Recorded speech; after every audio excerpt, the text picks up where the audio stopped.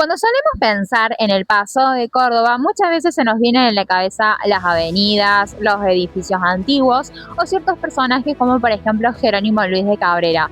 Pero si nos vamos un poquito más atrás, podemos pensar que hay un testigo que fue mucho más antiguo que todos estos que nombré. Por ejemplo, el río Suquía. Antes de que existiera Córdoba, esta región estaba habitada por pueblos originarios, entre ellos los comechingones. Y ustedes se preguntarán, ¿qué tiene que ver esta historia con el río? Bueno, mucho, porque el río es una gran fuente de vida y a su vez permitió el asentamiento de civilizaciones.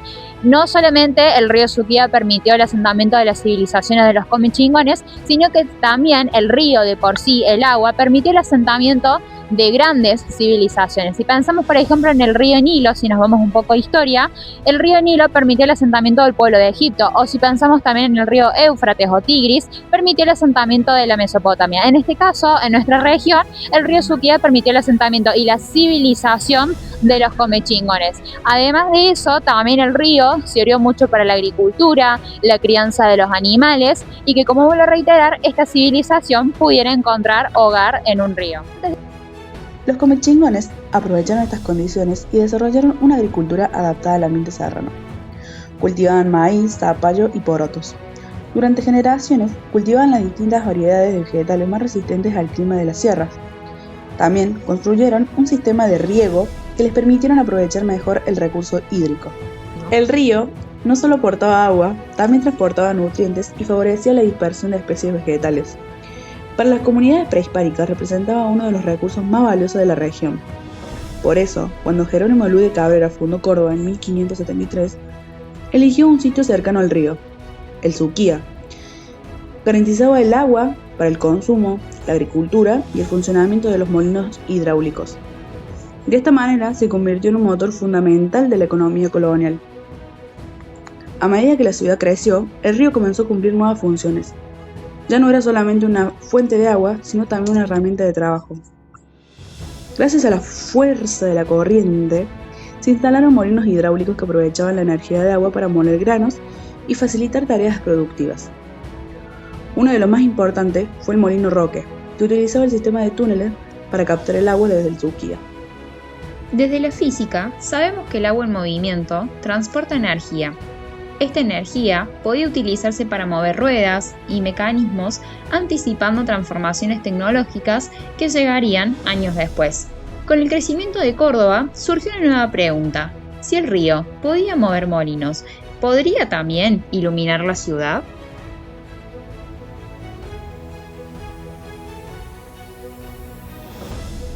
Actualmente, el río Suquía continúa siendo una fuente de energía para la provincia de Córdoba. A lo largo de su recorrido, se desarrollan distintas usinas hidroeléctricas que aprovecharon la fuerza del agua para generar electricidad. Las primeras fueron la usina Casabamba, inaugurada en 1897, y la usina Molet, puesta en funcionamiento en 1901. Ambas marcaron el inicio de la generación hidroeléctrica en Córdoba y fueron fundamentales para llevar la electricidad a la ciudad. Más tarde se construyó la central La Calera en 1911, que aún continúa operando después de más de un siglo de funcionamiento. Luego, en 1959, comenzó a funcionar la central hidroeléctrica San Roque, una de las más importantes del sistema energético asociado al río Suquía. Hoy, algunas de estas antiguas usinas ya no generan electricidad, pero conservan un enorme valor histórico. Tanto Casabamba como Molet fueron transformadas en museos donde es posible conocer cómo comenzó la producción de energía hidroeléctrica en Córdoba. De esta manera, el río Suquía sigue cumpliendo una doble función. Por un lado, forma parte de la vida cotidiana y del ambiente cordobés. Por otro, continúa aportando energía y recordándonos el papel fundamental que tuvo en el desarrollo de la provincia. Pero, ¿cómo se transforma exactamente el agua en electricidad? El proceso comienza cuando el agua almacenada en un dique se libera de manera controlada. Debido a la diferencia de altura, el agua adquiere velocidad y una gran cantidad de energía cinética. Esa corriente pasa por enormes turbinas que funcionan de manera similar a una rueda impulsada por el agua. Al girar, las turbinas transmiten su movimiento a un generador eléctrico que transforma la energía mecánica en energía eléctrica. Este principio, que hoy parece cotidiano, representó un enorme avance tecnológico para su época. Gracias a él, fue posible abastecer de electricidad a hogares, comercios, industrias y espacios públicos.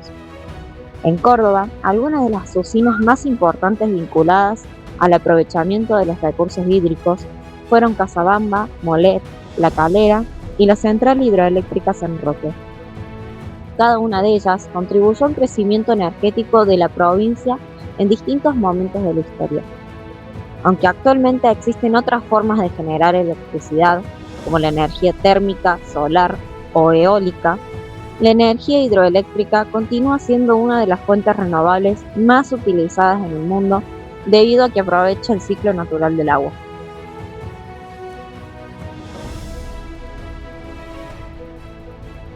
Recorre toda la ciudad. De donde viene, de la sierra, pasa por toda la ciudad y es como que nadie lo mira, que nadie lo ve. Por ahí se enojan cuando viene enojado el río que trae agua, ¿no? Y no los deja pasar. Es el grito del río. No jodan. Así es. A lo largo de este recorrido, descubrimos que el río Suquía fue mucho más que un accidente geográfico. Sin embargo, la relación entre el río Suquía y las usinas no siempre fue sencilla. A lo largo de la historia, Córdoba ha enfrentado numerosas crecientes que modificaron el paisaje y afectaron a las poblaciones cercanas al río. Por eso, hablar del Suquía también significa hablar de responsabilidad. El cuidado del agua, la reducción de la contaminación y el uso sostenible de los recursos son acciones necesarias para garantizar que las futuras generaciones puedan seguir beneficiándose de este patrimonio natural.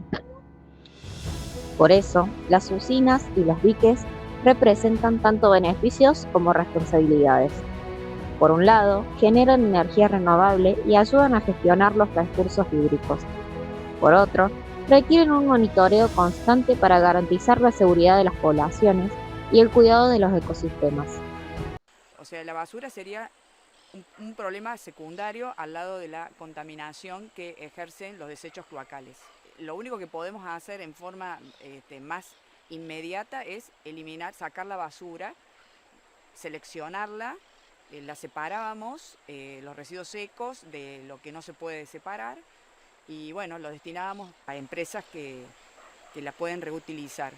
Después, la segunda actividad es la reforestación, pero lo más importante es la limpieza, luego la reforestación y el mantenimiento de esos arbolitos que hemos plantado.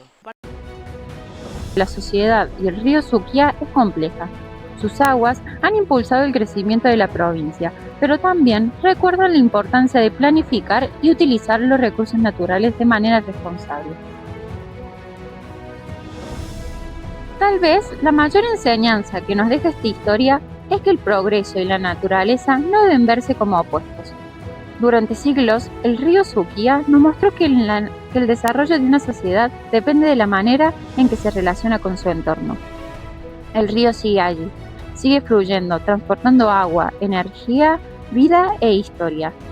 Y mientras su curso continúa avanzando, nos recuerda que el futuro de Córdoba también depende de cómo decidimos cuidar aquello que la hizo posible desde el principio, el río Suquía.